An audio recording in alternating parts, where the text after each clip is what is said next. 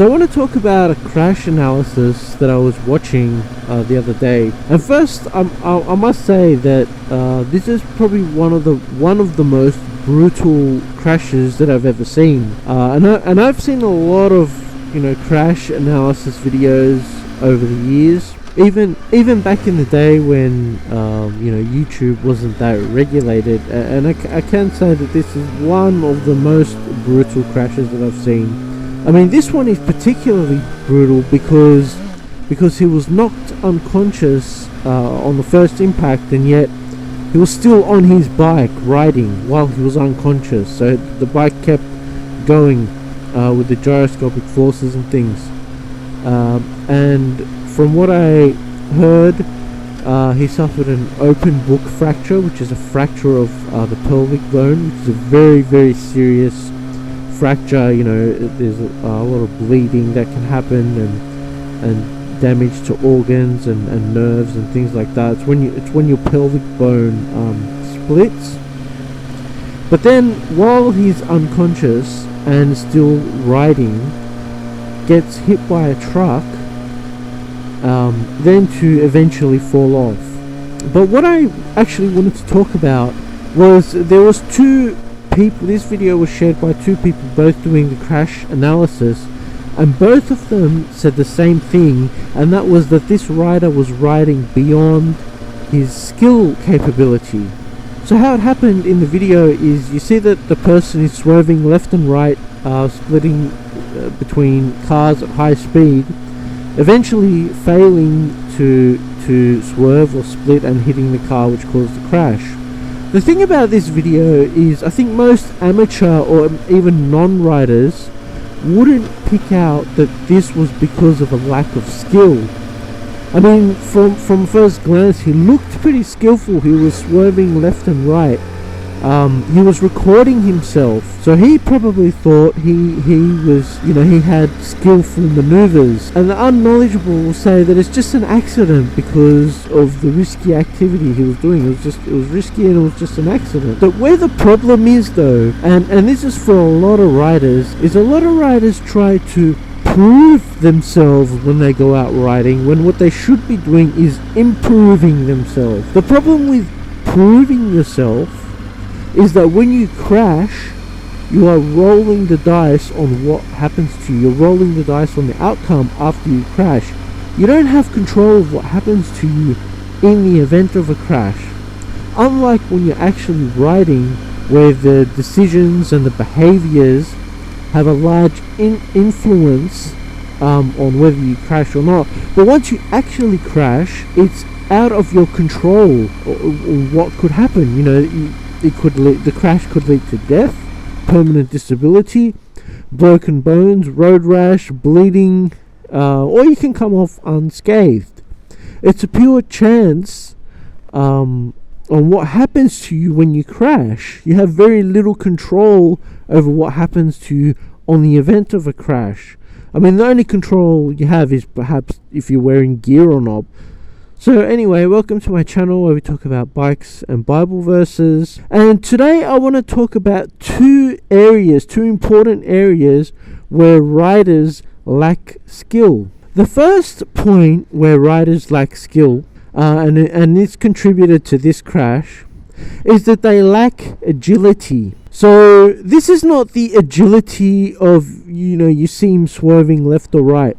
This is the agility of not being able to react appropriately when something unexpected happens. Some riders think that they are skilled because they can perform an action repetitively, but riding a motorcycle requires that you have a suite of skills, a set of skills, not just one skill. So riding a motorcycle, like any other motor skills, it requires muscle memory. You can't think when you want to do a certain maneuver in a car or a motorcycle.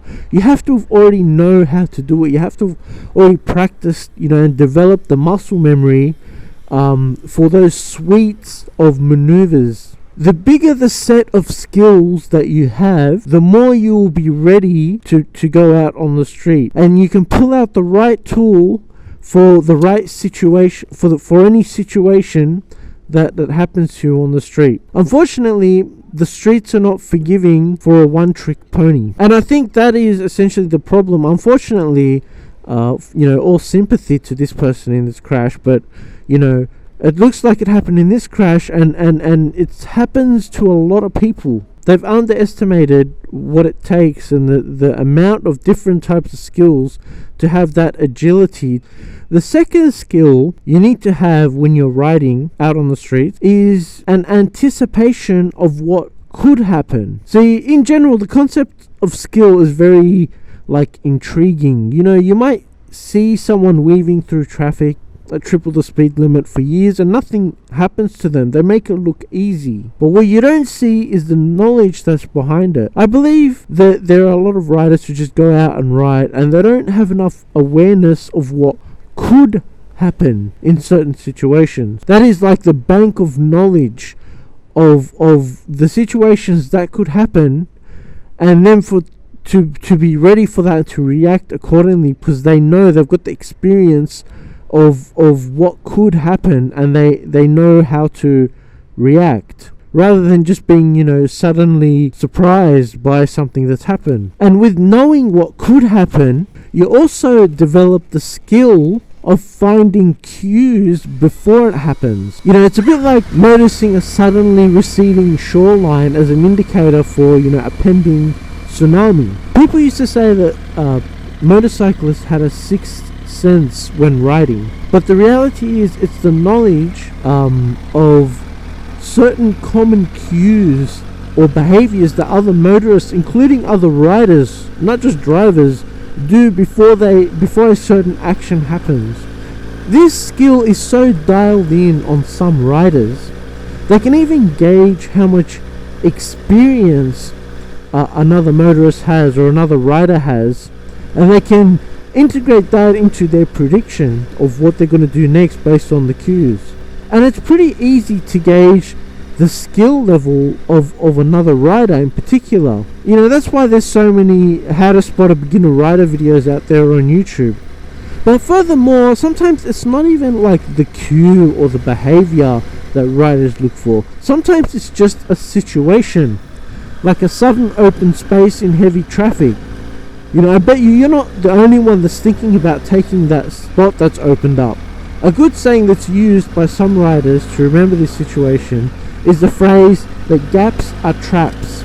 So they're the two things, the two skills that the riders need to have to stay safe. Firstly is the agility. That is down to developing the skill, practice, the proper braking, swerving, cornering, smoothness, just having all this as muscle memory, so you can quickly pull out these skills whenever necessary for any situation that comes up on the street. The second is roadcraft or road strategy. That's like the experience and the head knowledge of what could happen and how to position yourself for it to not happen. So that's all I have in this video. I just want to end as usual with a Bible verse, and that's from Isaiah chapter 40 verse 31, and it says, "Those who hope in the Lord will renew their strength. They will soar on wings like eagles. They will run and not grow weary. They will walk and not be faint." So I just want to reflect on this verse on my own life. I feel like without putting your hope in God and dedicating your life to God's way of life, that your life will just be like dust that wastes away and is meaningless. I found that dedicating my life around God's way of life, turning away from wickedness, unrighteousness, and just having hope and faith, I can say that in my life it has renewed my strength. It's given me that strength to not grow weary. When I was living in my own way, for my own carnal pleasures, worldly pleasures, I was also very weary at that time. So this verse really, I guess, means a lot to me. It's happened to me. I turned to God. I turned away from the wickedness and the evil pleasures that this world offers, and I found that I got my strength back, whereas back then, even when I wasn't really doing much, I was still weary. I was just wearied from the wickedness and the sin that I was doing in my life. So anyway, yeah, that's all I've got for you today. If you like this video, please hit the like button. If you have any comments, please, that will help my channel out a lot, and we can talk about these things. If you like my content in general, please subscribe, and take it easy and ride safe.